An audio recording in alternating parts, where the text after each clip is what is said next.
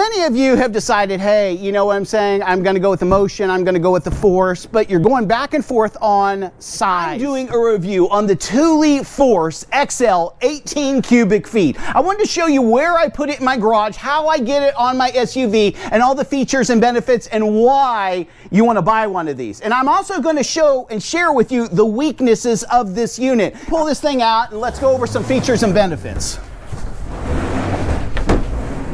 I've used this thing several times, traveling, going on vacation, going to Dollywood, going through Tennessee, and I hit torrential rains.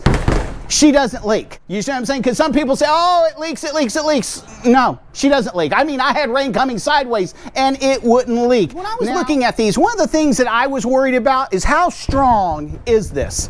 It actually is very, very, very strong. These seams, you know, you would think it's just, you know what I'm saying, for looks.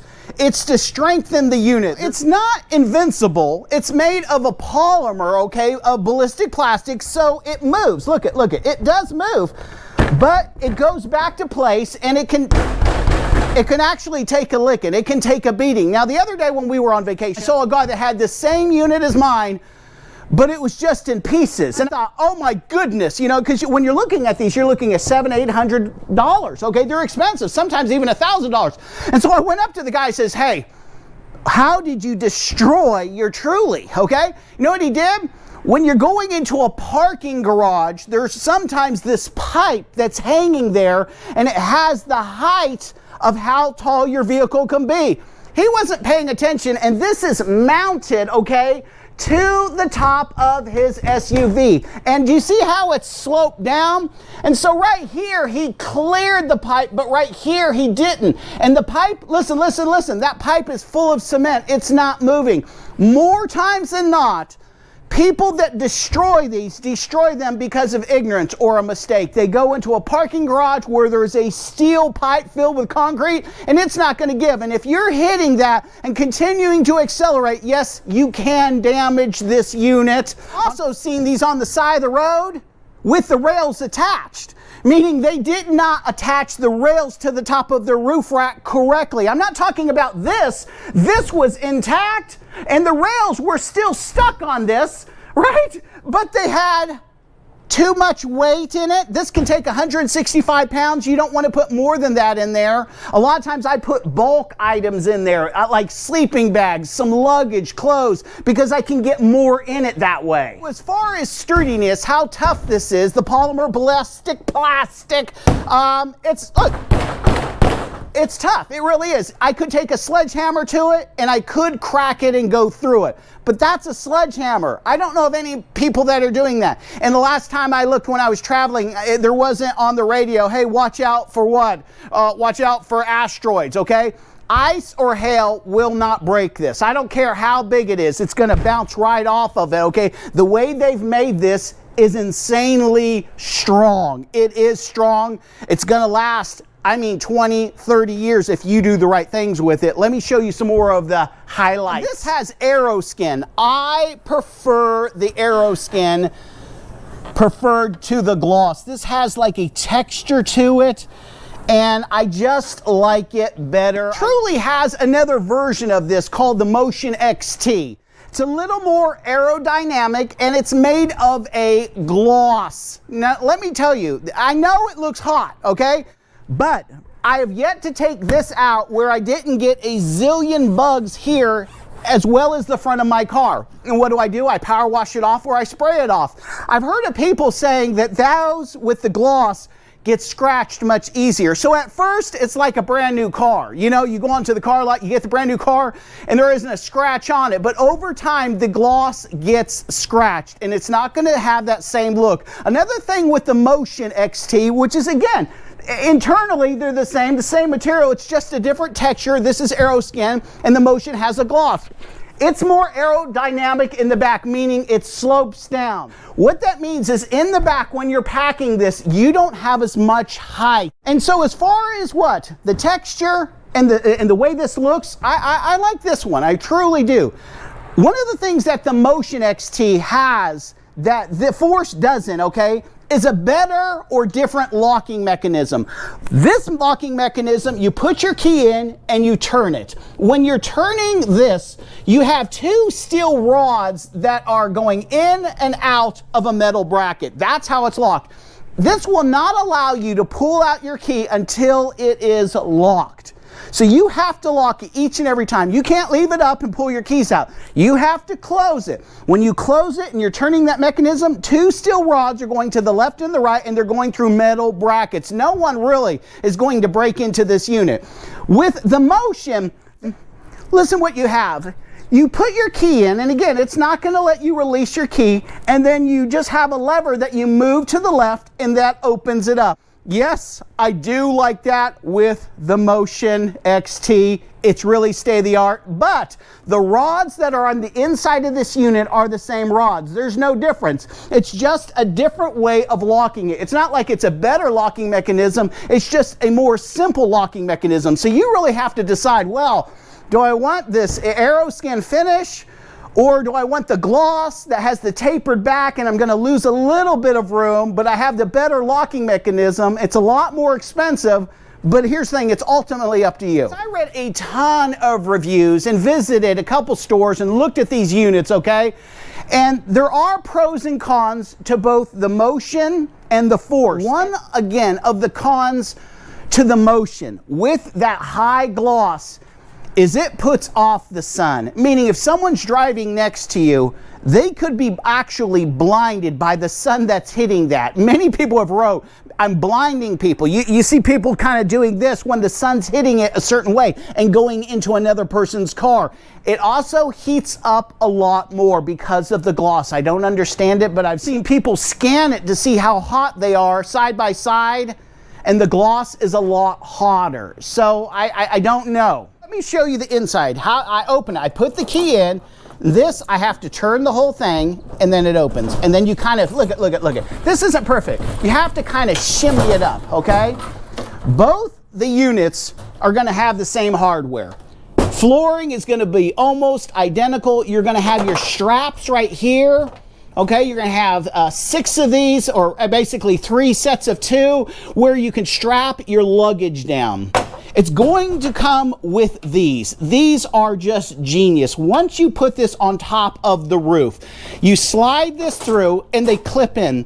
This right here clips into this hole. This goes back and forth. So what once you get it there where you want it on the roof, you can adjust this back and forth. Most people don't realize that. And so you put this in here, you lock it in, and then you just turn this. And these levers are going to turn, and it's going to lock around your bar. Once it starts to lock around your bar, you're going to hear that. That means it's totally locked. It's not going to release. And then when you do it, you just spin it out and you go that direction. All right, guys, one more thing. When I was pulling it and moving it, these things, they fly all around. One of the things that I haven't bought yet, I'm just gonna get like a cheap backpack or just a padded bag, almost like one of those cheap lunch bags, and put these in it, because every time I go to move it, take it down, I can hear all these sliding around, banging like that. And so I'm gonna get like a padded, probably one of those cheapo lunch boxes, and have these inside here still with that lunch box. On this unit, watch this very carefully.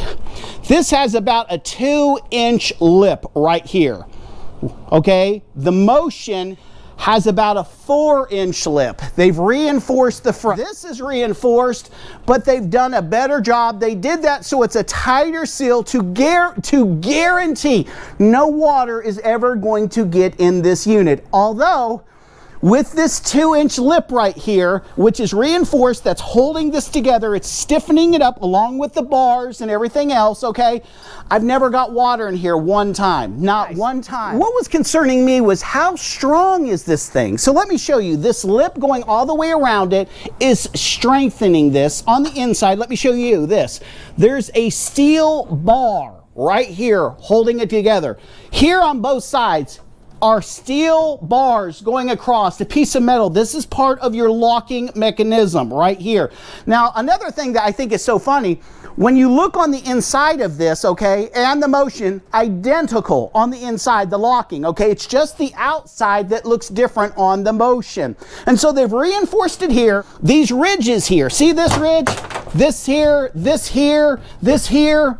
Okay, those are all built-in molded to give it rigidness, to give it strength, okay? The same thing with all this aerodynamic curve. It's not there just to look pretty. It's there to hold it tight. Nothing's gonna move it, and it makes it about 1,000 times stronger having these details. You have rivets up here. I mean, it really is solidly made. The tie downs, you're going to get 4 of these, and let's say you lose one of these. I don't know how you could.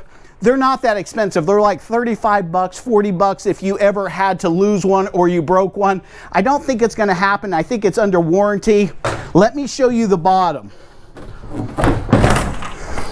Okay, closing it. Now remember, my key will not come out until it's closed, but let me show you the bottom over here. All that stuff falling. See this metal? All of this is there to make it strong.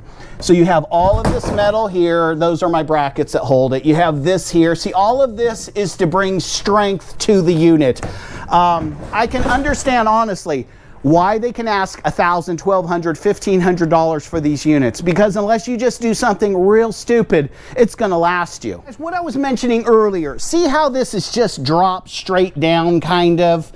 This is going to give you more room. I flipped it around. It gives you more room to pack your stuff. So I can pack my stuff up probably, honestly, another foot. The motion right here, it's tapered. It's like this. Okay, so it's tapered down. It's more aerodynamic, but you lose so much volume when you're putting big bulk items. Like I can put 3 sleeping bags across here very easily. I put my tent in here, 3 chairs in here, 3 sleeping bags. I put 3 roll-out mats in here. This is the strongest stuff there is, ballistic polymer.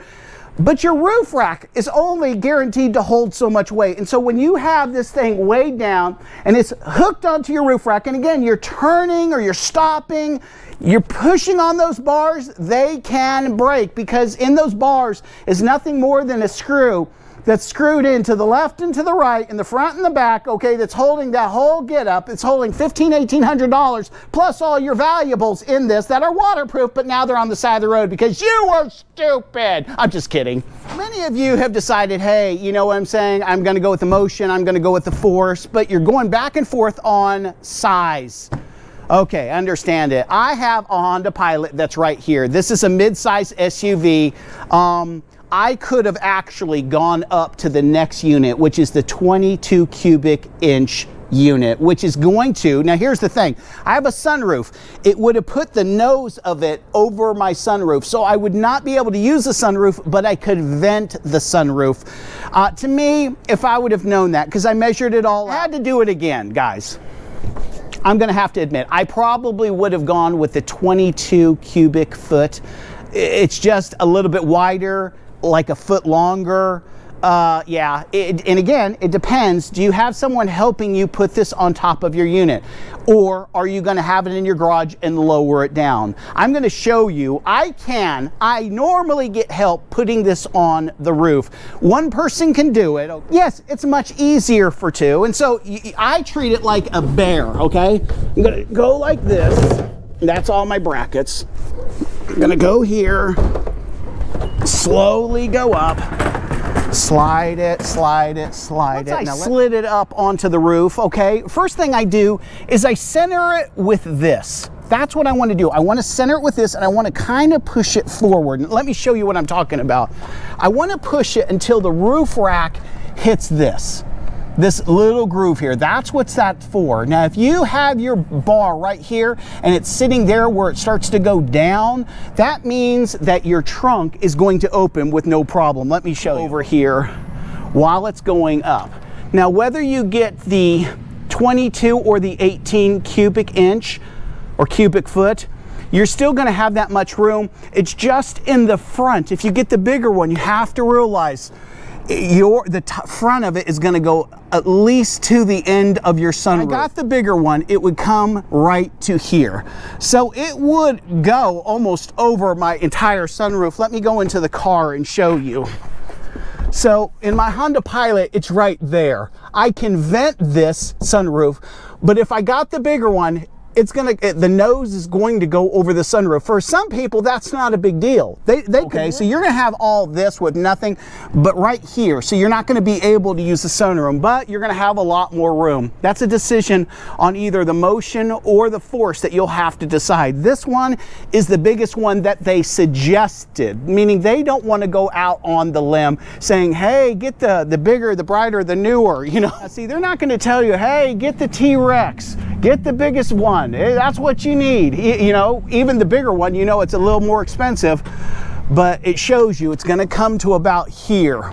Okay, so it's another foot forward. So on my car, it would come to the end of the sunroof. But it's a beautiful unit.